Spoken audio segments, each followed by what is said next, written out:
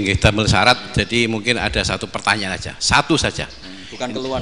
Bukan keluhan. Ini mumpung Gus Bak pada Madhohirul Jamal. Iya, Madhohirul Jamal.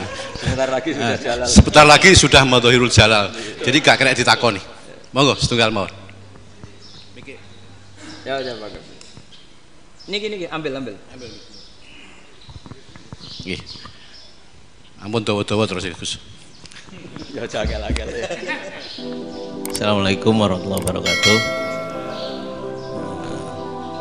Saya Fadil, alumni Unisma yang kuliahnya paling lama. Masih di jalanan. Gus, pertama saya muhibin jenengan ngikuti 3 tahun terakhir kayaknya. Sepertinya ketika Mbah Hasyim Asy'ari hadir di tahun 1900-an sampai mendirikan itu kok suasananya sama seperti Gus Baha hadir di tengah-tengah situasi genting Indonesia ini. Saya kira yang memunculkan nama Gus Baha di banyak media online yang saya amati itu malah awalnya dari kelompok bukan kita gitu. Dan itu kami melihat bahwa apakah nanti 1926 dan 2026 satu abad NU, saya kok termasuk orang yang punya apa ya semacam harapan gitu Gus Baha bisa, ya mungkin kalau beliau Mbah Hasyim Rois Akbar, sekarang Rois Am, nanti ada istilah baru lah, tengah-tengah antara Rois Am dan Rois Akbar. Karena setiap satu abad harus ada mujadid dan kami berharap Kamu aja tak angkat. itu yang pertama, artinya mohon maaf Gus. Yang kedua soal saya termasuk orang yang cukup iskal dengan peristiwa Nabi, kalau banyak disebutkan itu kisah Nabi Khidir Khodir yang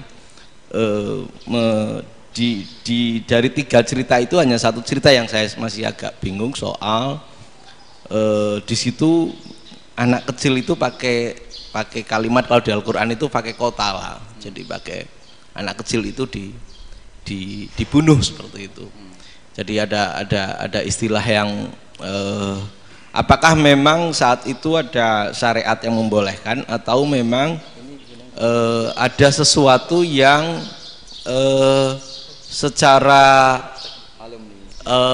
secara dari Allah Subhanahu wa taala memang itu dibolehkan untuk Nabi Khidir. Jadi di antara semua cerita itu saya yang agak iskal yang itu. Kalau yang kisah soal membocorkan itu mungkin masih bisa masuk ya, tetapi apakah sudah ada ilmu psikologi yang sangat tinggi sehingga kalau ada anak-anak yang idiot itu atau apapun istilahnya yang sekarang itu boleh dilakukan tindakan begitu gitu.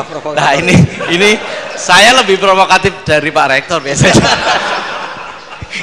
Artinya mohon maaf karena pemahaman saya ada 2 pendekatan ilmu yang masuk, satu seperti Nabi Musa, yang satunya seperti Nabi Khidir. Mudah-mudahan ada sedikit penjelasan. Siap Gus, terima kasih. Dan yang terakhir mudah-mudahan karena Indonesia situasi terakhir saya kira kita ketahui lagi pandemi seperti ini Gus, jadi saya juga ingin pendapat Gus Baha, apakah ini situasi pandemi corona itu Allah sedang Madhohirul Jamal atau Madhohirul Jalal? Terima kasih. Assalamualaikum warahmatullahi wabarakatuh. Assalamualaikum warahmatullahi wabarakatuh. Monggo langsung mawon Gus. Ini provokatif ini kayak. Loh di situ aja kamu tanya kok terus mirip. Siapa Fadil ya? Dari peternakan ya? Tapi mau ngomong tafsir itu. Mulai kacau peternakan ngomong tafsir ini mulai kan. Nah ini ada yang hafal Quran ngaco, paling enggak setengah hafal. Nah yang dari Unisma. Nggak begini, ayat itu kan ditutup wa ma fa'altuhu an amri, ya saya maknani wa ma fa'altu lan ora nglakoni ingsun hu ing kabeh sing kasebut an amri mergo kepinginanku ingsun. Jadi saya melakukan itu semua bukan karep saya sendiri. Jadi Khadir sendiri itu kamu untung tidak nekuni tafsir. Kalau nekuni tafsir yang kamu soal bukan Nabi Khidir, karena Nabi Khidir itu hanya satu orang. Yang kamu soal harusnya Israel. Wah itu tidak rektor, tidak kiai besar, tidak siapa saja dihabisin itu. Kenapa Israel tidak kamu tegur? Gimana hukumnya qatlul mukmin? Kenapa Israel tidak kamu masukkan ayat wa may yaqtul mu'minam muta'ammidan fajazauhu jahannamu khalidan fiha. Ingat ya Israel. Iya kan? Nah, Israel melakukan pembunuhan itu, kadang yang dipateni nyuwun sewu orang soleh betul. Tapi wae kabundut ya. Itu Israel juga tidak atas pilihannya, tapi karena perintah. Nah, Khadir itu bukan nabi syariat, kira-kira mirip kayak Israel, karena beliau bukan nabi syariat. Jadi ini agak aneh kan orang nekuni tafsir kayak saya sampai berjilid-jilid kitab.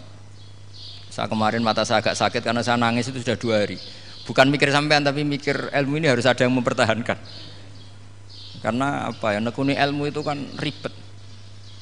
Kalau yang nekuni ilmu terus dosen terus rektor itu ya agak ada fasilitasnya. Kalau nekuni ilmu kiai itu naruh keramat kan taqabbalallahu minna minkum taqabbal ya karim. Iya, tapi saya alhamdulillah keramat jadi ya tetap hidup itu. Saya ulang lagi ya. Harusnya Mas Fadil itu kalau nekuni itu yang disoal tuh Nabi Khidir. Nabi siapa? Apa malaikat siapa? Israel. Karena itu korbannya lebih banyak.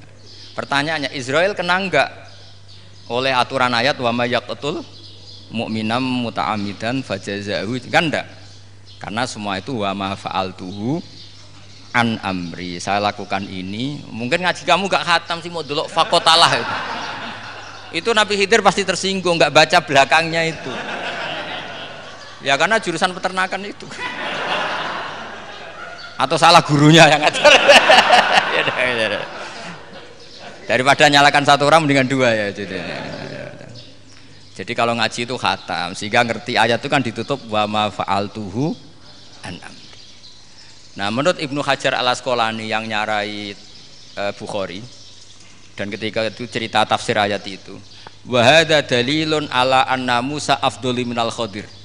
Justru ayat-ayat itu menunjukkan Musa itu lebih utama ketimbang Nabi Khidir, karena Nabi Khidir monoton melakukan apa saja yang diperintahkan Allah, sementara Musa tetap dengan gugatan syariatnya. Beliau gak terima ada orang main membunuh. Aqtal tanafsan zakiyatan bi ghairi nafs laqad ji'ta syai'an nukra. Nah, sur'atu Musa ila nahyil munkar itu menunjukkan beliau Nabi ulil azmi. Jadi Nabi Musa langsung sikap, wah ini tidak benar kamu, padahal sudah ada perjanjian kamu tidak boleh bantah. Tapi Nabi Musa lebih ngeboti syariat, lebih memihak syariat, nahi mungkar itu wajib. Justru itu menunjukkan derajatnya Nabi Musa fauqal Khadir. Makanya Nabi Musa tetap gugat, nggak bisa dong, ini nafsan zakiyatan kok kamu bunuh. Maka itu jadi ilmu. Nabi Khidir pada akhirnya nyuwun sewu ya tidak bisa jawab. Makanya beliau menutup wa ma fa'altuhu an amri. Sebenarnya saya sendiri itu ya tidak punya alasan. Jadi kalau Israel kamu tanya, ini gimana ini wong melarat mulai cilik, meh sugih mbok pateni. Mbok yo baro ben sempat sugih gitu. Ini kuliah paling lama urung sempat urip penak. Nah itu kan mbok yo mateni wong kira-kira lah nek wis sempat mapan sempat. Lu andai kan Israel pakai aturan syariat kan mateni orang kan ya dikira-kira lah.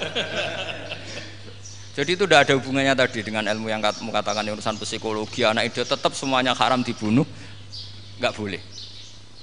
Ya jadi tetap makanya ini pentingnya ngaji khatam itu tadi. Jadi pada akhirnya Nabi Khidir itu ada punya alasan, hanya ngendikan wa ma fa'altuhu an amri. Pada akhirnya yang paling pokok yaitu semua ini saya lakukan saya sendiri itu tidak tahu karena perintah. Jadi untung kamu gak nyoal Nabi Israel. Kalau nyoal diincem ribet kan. Ini orang tadi pas seminar Gus Bak ngeritik saya. Wah.